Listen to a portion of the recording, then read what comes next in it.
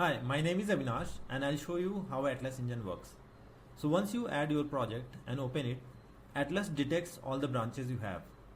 So you can open your branch. You can run review from here. Atlas uses an end-to-end pipeline and a configurable policy for reviewing your code. Once the review is done, you can see all the findings here. So you can copy them, or you can use Atlas Review MCP with any coding agent like Codex or Claude, and you can ask them to find those issues and fix them. Atlas also organizes your pull requests in a nice Kanban view. So you can see what's pending, what needs your attention, and what has been reviewed. So once you open a pull request, Atlas gets all the metadata from GitHub, where you can respond to comments or use Atlas agent to explain any code, any class, or respond to any comments. You can also generate code walkthroughs.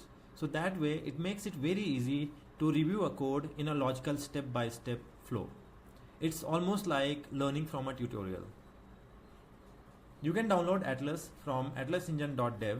It's free for Mac and Windows, and we would love to hear your feedback. You can join our Discord or directly send me an email.